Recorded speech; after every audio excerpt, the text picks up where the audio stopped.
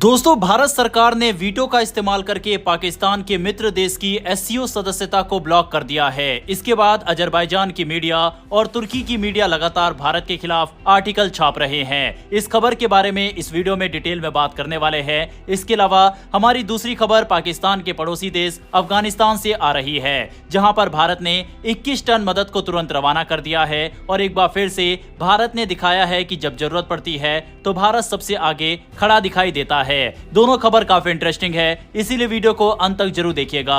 तो चलिए शुरू करते हैं इस वीडियो को। शंघाई सहयोग संगठन यानी एससीओ की हालिया बैठक में एक बड़ा कूटनीतिक विवाद देखने को मिला। अजरबैजान ने भारत पर गंभीर आरोप लगाते हुए कहा है कि भारत ने बाकू की पूर्ण सदस्यता पाने की कोशिश को जानबूझकर रोक दिया। अजरबैजान का दावा है कि भारत का ये कदम पाकिस्तान से उसकी नजदीकी की वजह से उठा रहा है और इस तरह बदला लेने की राजनीति कर रहा है। तुर्की के अखबार डेली सबा और अजरबैजानी मीडिया की रिपोर्ट्स के मुताबिक तियानजिन में हुई एससीओ समिट में भारत ने साफ तौर पर अजरबैजान की सदस्यता का विरोध किया, वहीं चीन ने बाकू को समर्थन किया। अजरबैजान ने इस फैसले को शंघाई स्पिरिट के खिलाफ बताया और कहा कि भारत ने बहुपक्षीय कूटनीति और बुनियादी भावना का उल्लंघन किया है। बाकू का कहना है कि द्विपक्षीय विवादों को अंतर्राष्ट्रीय मंचों पर नहीं लाना चाहिए। अब भारत ऐसा क्यों कर रहा है? इसका जवाब बहुत ही सिंपल है। ऑपरेशन सिंदूर के दौरान अजरबैजान पाकिस्तान के साथ खड़ा दिखाई दिया और हर मुद्दे पर उसने पाकिस्तान का साथ दिया।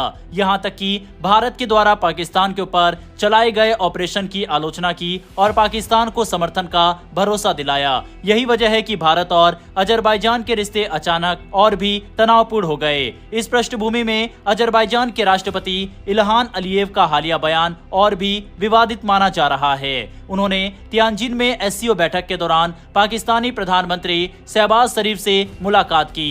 इस मुलाकात में अलीयेव ने भारत पर आरोप लगाया कि नई दिल्ली बदले की भावना से उनके देश के खिलाफ काम कर रहा है। अलीयेव ने पाकिस्तान को भारत पर कथित जीत की बधाई दी और कहा कि अजरबैजान पाकिस्तान के साथ भाईचारे के रिश्तों को प्राथमिकता देता है। अजरबैजान की ये स्थिति साफ तौर पर दिखाती है कि वह पाकिस्तान और तुर्की के साथ खड़ा हुआ है। भारत के लिए ये न केवल कूटनीतिक चुनौती है बल्कि क्षेत्रीय राजनीति में एक नया मोर्चा भी है। नई दिल्ली किसी भी हाल में पाकिस्तान समर्थक देशों को एससीओ जैसे बड़े मंच पर और अधिक ताकत हासिल नहीं करने देना चाहता। भारत की ओर से अभी तक इस विवाद पर कोई आधिकारिक प्रतिक्रिया नहीं दी गई है, लेकिन यह अनुमान लगाना मुश्किल नहीं है कि अजरबैजान का लगातार पाकिस्तान का साथ देना और भारत विरोधी बयानबाजी करना नई दिल्ली के लिए अस्वीकार्य है।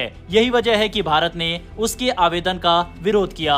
अब जरा पाकिस्तान की भूमिका पर भी नजर डालते हैं। चीन में आयोजित इस समिट के दौरान पाकिस्तानी प्रधानमंत्री शहबाज शरीफ ने रूसी राष्ट्रपति व्लादिमीर पुतिन से मुलाकात की। इस दौरान शरीफ ने एक अहम बयान दिया। उन्होंने कहा कि पाकिस्तान रूस और भारत के रिश्तों का सम्मान करता है और इसमें हमें कोई दिक्कत नहीं है, लेकिन साथ ही उन्होंने ये भी जोड़ा कि पाकिस्तान रूस के साथ अपने रिश्तों को और मजबूत बनाना चाहता है। उन्होंने पुतिन से कहा कि हमारे रिश्ते क्षेत्र की शांति, स्थिरता और समृद्धि के लिए पूरक साबित होंगे। ये बयान दिलचस्प इसलिए है क्योंकि पाकिस्तान हमेशा भारत और रूस की नजदीकियों को संदेह की नजर से देखता आया है, लेकिन अब लगता है कि पाकिस्तान रणनीतिक रूप से रूस को अपनी तरफ खींचने की कोशिश कर रहा है। शहबाज शरीफ का ये बयान असल में एक तरह का बैलेंस बनाने की रणनीति है, जिसमें वह रूस को यह भरोसा दिलाना चाहते हैं कि पाकिस्तान भारत विरोधी सोच के बावजूद रूस के साथ भी मजबूत संबंध चाहता है। इस पूरे घटनाक्रम को देखें तो साफ तस्वीर बनती है।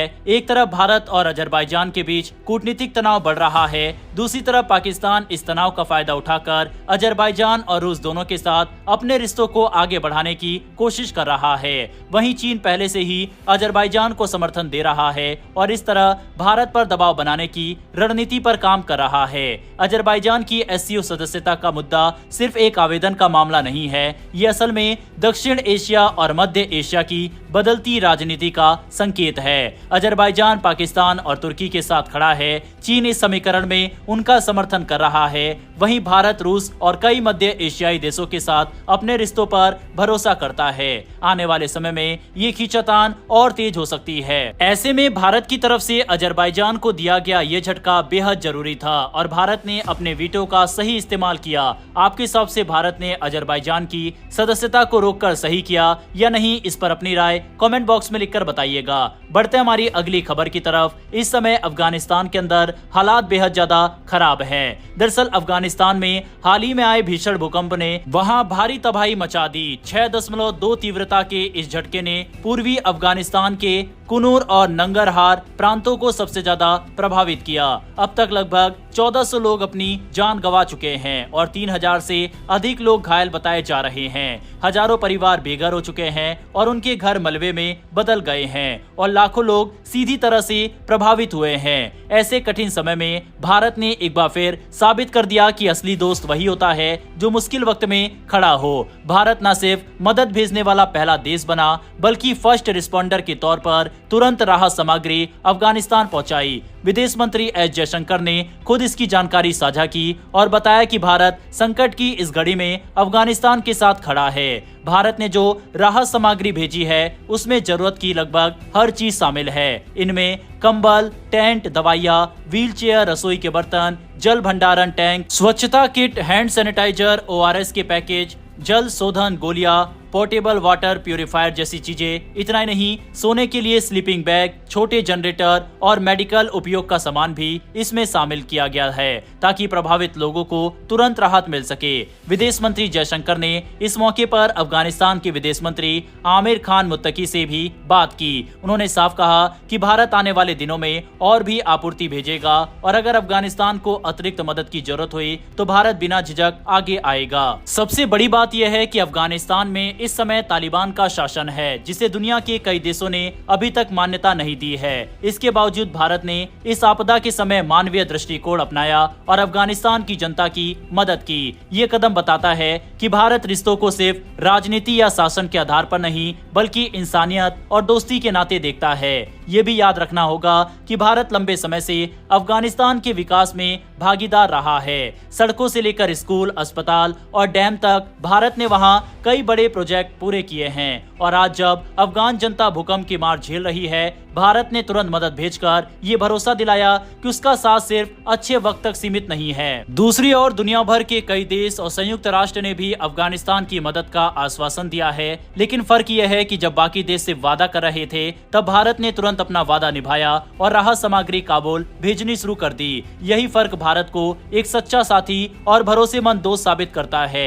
भारत का ये कदम न सिर्फ अफगानिस्तान के लिए मदद है, बल्कि ये संदेश भी है कि संकट की घड़ी में इंसानियत सबसे ऊपर है। भले ही तालिबान का शासन वहां हो, भले ही अंतर्राष्ट्रीय राजनीति अपने हिसाब से चल रही हो, लेकिन जब बात लोगों की जान बचाने और उनके दर्द को कम करने की हो तो भारत पीछे नहीं हटता। इसी तरह से भारत ने तुर्की की भी मदद की थी और ऑपरेशन दोस्त चलाकर भूकंप में पीड़ित लोगों की जान बचाने के लिए भारत ने बड़ा ऑपरेशन चलाया था। हालांकि तुर्की उस एहसान को बहुत जल्दी भूल गया था और ऑपरेशन सिंदूर के दौरान पाकिस्तान के साथ खड़ा हो गया था, लेकिन फिर भी भारत ने इंसानियत को सबसे ऊपर रखी। भारतीय आर्मी और भारत सरकार के लिए कमेंट बॉक्स में एक जय हिंद तो बनता है। फिलहाल दोस्तों इस वीडियो में इतना ही। इन्फॉर्मेशन और वीडियो पसंद आई हो तो वीडियो को लाइक करके हमारी आने वाली डेली ऐसी वीडियो के लिए नीचे दिए गए सब्सक्राइब बटन को प्रेस कर बेल आइकन को जरूर दबा ले।